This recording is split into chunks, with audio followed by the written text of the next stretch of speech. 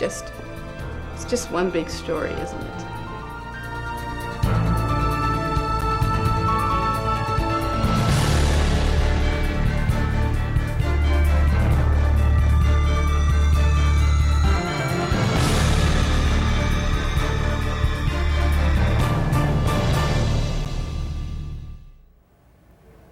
Hi everyone, welcome to the Story Connection. I'm your host, Donna Wilberg. Well, Robin Burcell spent 3 decades working in law enforcement, but today she is an award-winning author and she's here to share her story.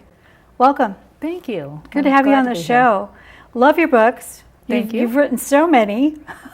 Just finished number 11. Wow, that's crazy. That's crazy. Well, let's get into your law enforcement background. Okay. What did you do? And I started off as a police officer. I was the first female officer for the city of Lodi, and I worked there for about 18 years. And after that, I came to work for the county of Sacramento, and I was there for about 8.5 years in welfare fraud. oh, okay. So during, I'm assuming you want me to expand on this law enforcement Yes, for a little bit, yes, right? because I know you also were you worked in forensics. Yes, and most of my, I think the interesting aspects of the law enforcement that I was involved in was with the city of Lodi. Mm-hmm. And when I worked there, I was a hostage negotiator, a fingerprint expert, a detective, and a forensic artist. Okay. So, and that was really interesting. I started off as, I did a portrait for one of the lieutenants, Mm-hmm. and because I knew this forensic art was something that I really wanted to be involved in, but nobody in the area had any, and I wasn't even sure how to go about it. So I did this sketch of one of the lieutenant's grandchildren, and we showed it around, and somebody said, "Hey, you'd make a great forensic artist," or actually a sketch artist is what they had called it. And the FBI at the time had a training program where you could go to Quantico, to the academy, and they taught you how to do the sketches, how to interview people, cognitive interviewing, and it was sort of a trial by fire because I hadn't even yet gone to the FBI school, and I'd gone to San Jose to study under their forensic artist, Tom Macris. He's no longer involved in that. He's been retired for ages and ages. And I actually lived in San Jose for a week and sat with him while he did this on a daily basis. He was a full-time artist, and he did it for the FBI and for the surrounding agencies. And I came back, and one of the guys says, "We've had this robbery, we want you to sit down and do a sketch." And I said, "I can't do that." I said, "I've never done this before." "Wait, you sat with this guy for a week. What were you doing?" And I said, "Watching him sketch." He says, "Well, then just do what he did." And it's like, okay. So I sat down with these 3 witnesses for a series of armed robberies, and no idea what I was doing. But I had these 3 sketches, and I can actually show you. Yes, please do. You got to jump in sometime, attempt. right? Yeah, that's right. And I guess apparently this was the time. So at the time that these sketches were done, we had something that was called the identikit sketch, and there are these plastic overlays that are, I can kind of show you, and they had face parts on them. Mm-hmm. And, that's how the guys used to put together these faces because there were no sketch artists. So here I am, and this is my very first attempt with these 3 witnesses. This was 1 witness, a 2nd witness, and a 3rd witness. And as you can see, this witness here had a lot more detail to add. Mm-hmm. She even went so far as to describe a Pendleton shirt with a rip in the back of it. Oh, wow. And she said, he had something that looked like a broken nose and pock marks on his face and this sort of thing. And these 2 were, they in the ballpark. You can't, if you saw somebody with a narrow face and a mustache, based on these, you couldn't really eliminate that person as a suspect. So I finished these sketches. Again, no idea how close, how far, because I had never done this before. And oh my gosh, what the guy looked like. And wow. as you can see, this witness number 3, had it down, and we even found the Pendleton shirt with the rip. You know, it was in his car. So that was my trial by fire. And I'd like to say they were all that easy, but no. But in this case, you know, it happened to work out really well. And then I did go to the FBI Academy and learn from them some of the, you know, the techniques that they had. And we also learned the forensic part of it.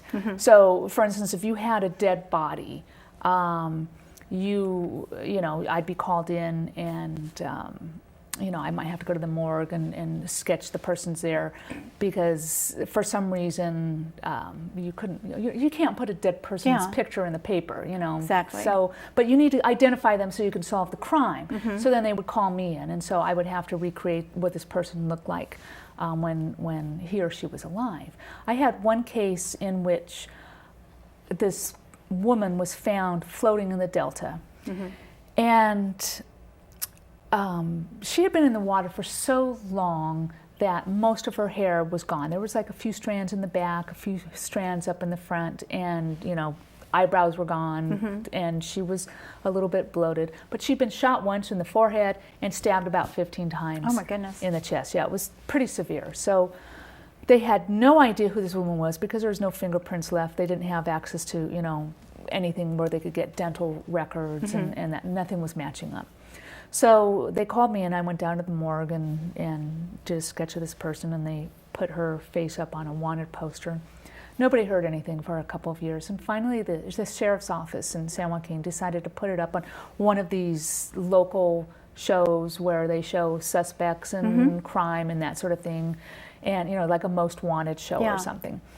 And this woman was watching. This was about 2 years after, you know, I had done the original sketch. This woman was watching the show, and she sees my sketch, and she said, "That looks like her granddaughter." Oh my goodness. And so she called up and she said, "You know, I think this is my granddaughter. I'm not sure." And so, you know, all of a sudden we had a lead. Sure enough, that's who it was. And because we were able to identify her from this woman's calling in, they were able to find the murderer and, you know, solve the case from, you know, based on this sketch. So that's the forensic part of forensic art. That's crazy. What a wonderful thing to be a part of, you know, that you are kind of facilitating the process that will eventually catch some of these people. It is. It really does give you this feeling of not just accomplishing something, but helping. You know, a lot of police officers get into this job because they want to help people, but I think there's something special when you can speak for the dead. Yeah. And you know, it is a good contribution, I think, when anybody can work and that sort of thing. So when did you start writing?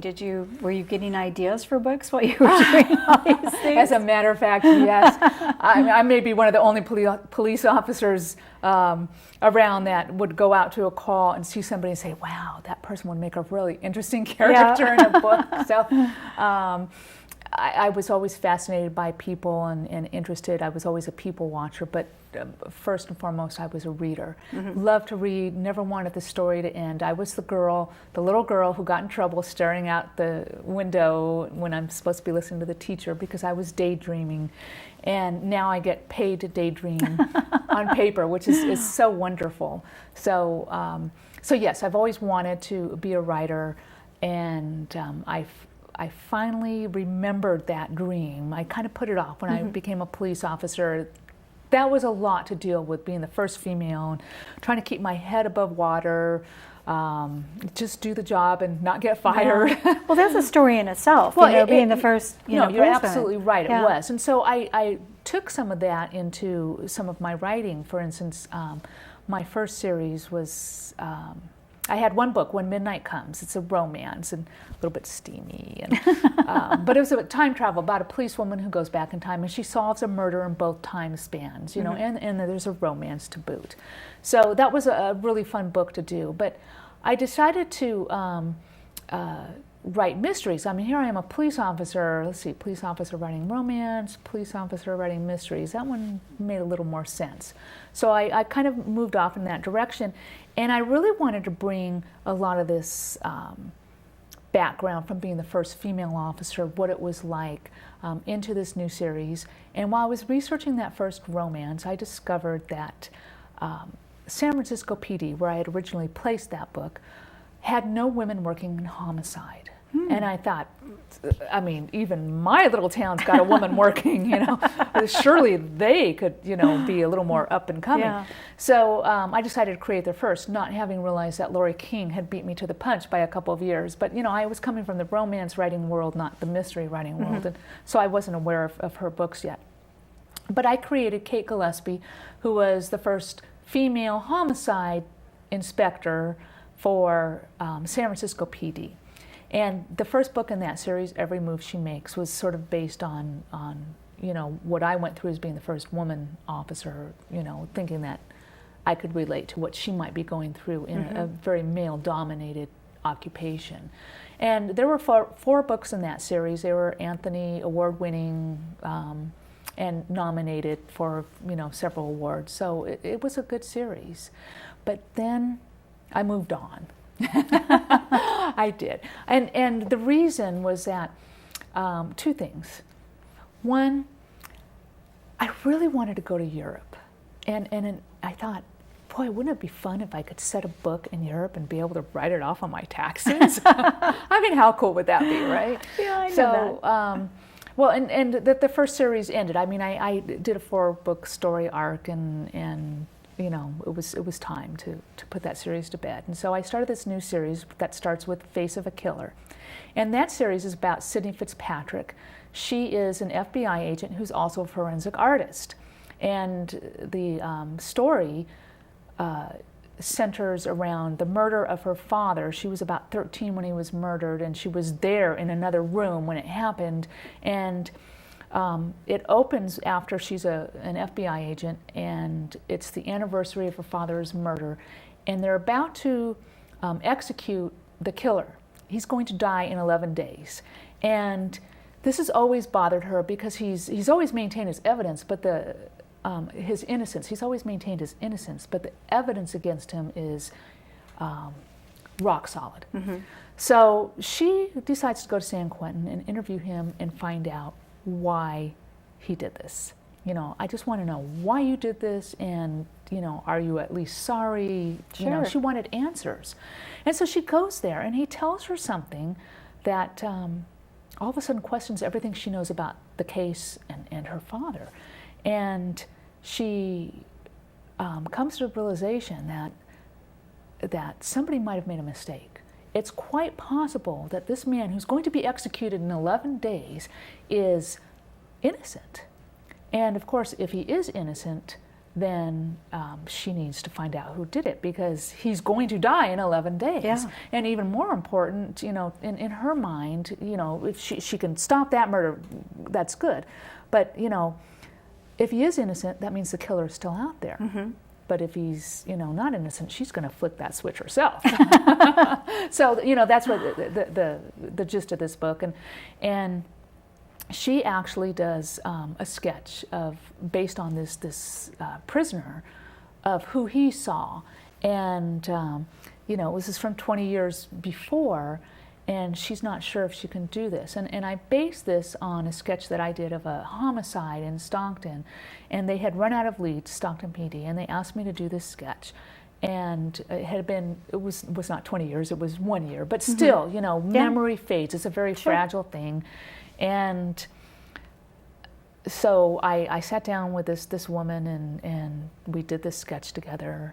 And this, you know, when they showed me the person that they ended up catching, it was like right on the money. It's like, wow. I really was amazed that with this cognitive interview techniques that, you know, you could reach into somebody's mind and pull those memories out and put it down on paper. That's got to take a lot of talent, though. I mean, still, because you still have to interpret it. You still have to...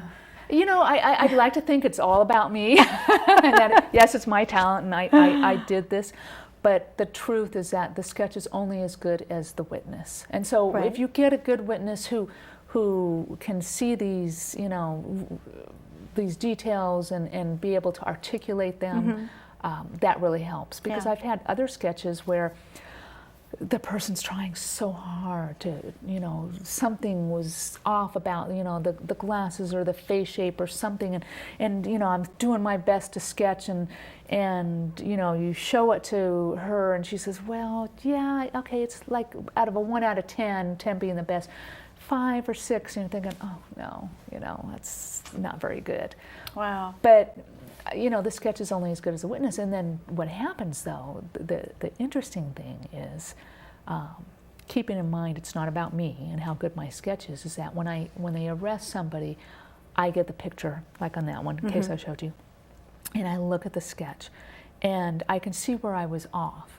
And quite often what will happen is I will be able to finally understand what it was they were trying to say. Yes. They just didn't know how to come out and say it. Well, that's got to be a hard thing to do, because not only are you they're trying to visualize and put it into words, then you have to turn around and put it on the paper. Exactly. Yeah, that's got to be hard. And I imagine sometimes too, once they see it, does it skew their memory sometimes? Yes, you have to be very careful. Again, witness memory is very, very fragile, and so you have to, when you're questioning somebody, that's why they train you. You just can't have some artist walk in and say, okay, describe this guy for me, because you have to make sure you're not suggesting, implanting false memories into somebody and tweaking their memories, because for instance, in this Stockton case I was telling you about, this woman kept saying his face is thinner, thinner, thinner, and his eyelashes were longer, longer, longer, the eyes were bigger, bigger, bigger, and I'm doing this as she's asking me to, and I'm thinking, there's nobody built like this. This is not possible, and there's just no way this is going to look like anybody, but I did what she said, because that's what I'm supposed to do. I get that photo, and it's like, oh my gosh, she was right. Oh, wow. So, there you go. So you've got a new book coming out. I do. So let's talk about that. I'm very excited. It's called The Last Good Place, and it's a continuation of the novels written by Carolyn Weston in the 1970s. And those novels, a lot of people probably don't realize it, but they were actually the basis for the TV show, The Streets of San Francisco.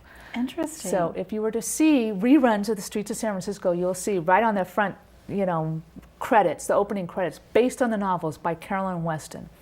So the publisher called me up one day and said, hey, are you interested in continuing the series? Because they knew that I'd done this Kate Gillespie series in San Francisco, and that I had, the police background, and that I would be able to, take this and run with it. So I had a couple choices, though, because the series took place in the 70s. I could either leave it in the 70s or, update it. And after I read her 3 novels, I chose to update it to modern day, because it was the 70s. And I was very young then, high school.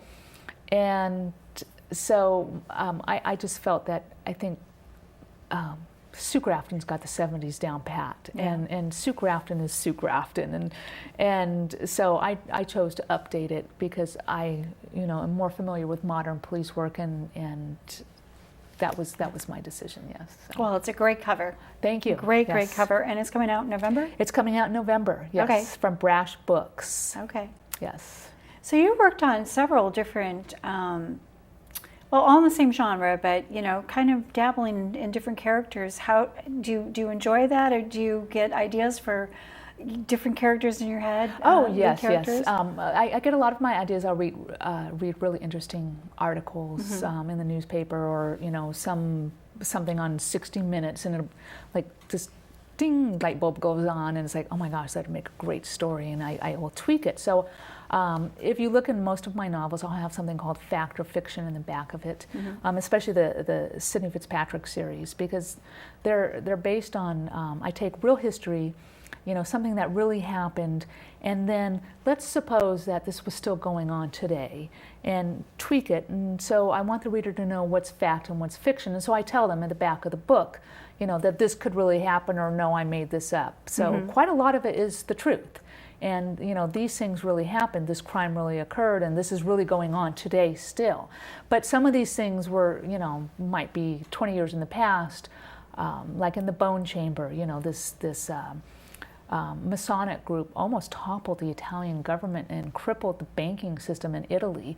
And I thought, oh my gosh, what if this is still going on today? So I decided, by gosh, it is. And so in the Bone Chamber, I have this shadowy Masonic group still operating today worldwide, and you know, comes to America and takes place in Italy. And it was just a lot of fun to write. So I let the reader know, you know, what parts are made up and what's the real deal. And I remember seeing pictures from when you were writing that book when you were in Europe. What a it was a lot of fun. My Yeah. mom lived in Italy for about 9 years, and so she helped me with a lot of the background and research. And I was trying to set this one scene in the Naples airport, very important, critical scene. And I sent it to her, said, okay, what do you think? And she says, you know, you're just going to have to go. And like I said, I'd never been before.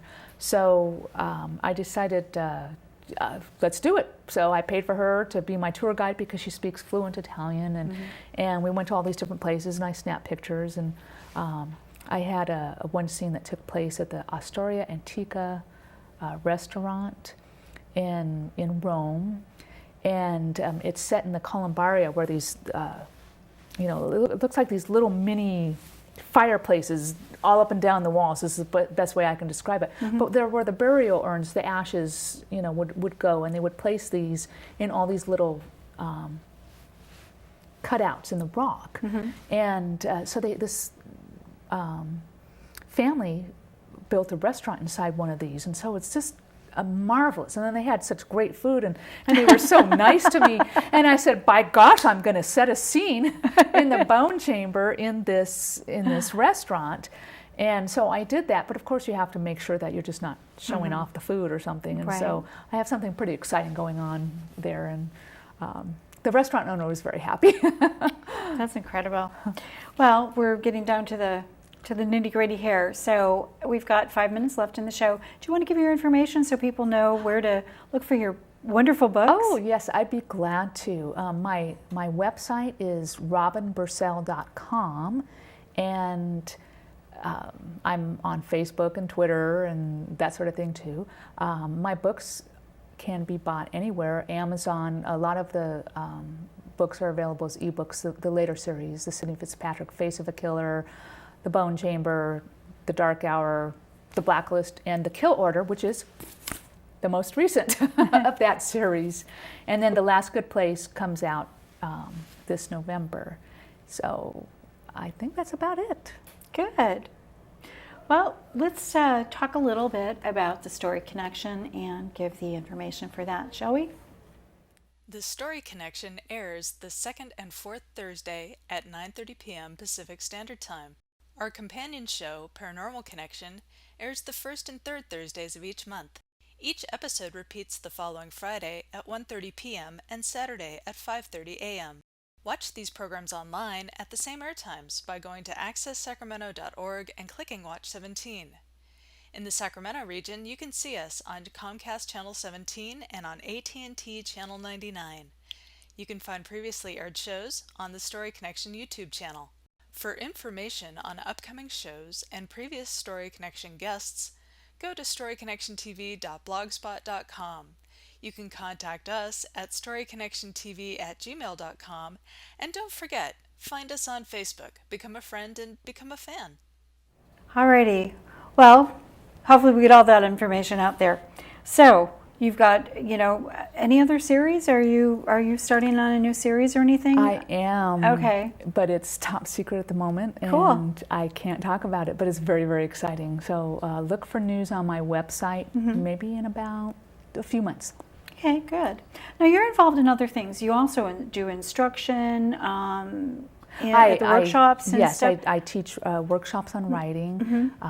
University of the Pacific, UOP, has had their third annual writing conference, and that's a lot of fun. So I do some workshops there.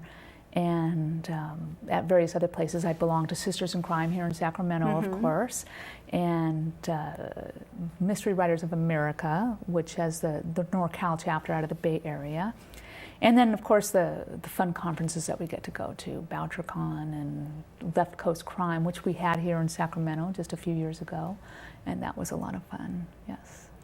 Well, you're a very prolific writer and love your books. Thank you. So I hope everybody out there gets a chance to pick up, let's hold the Kill Order up there. That's the newest.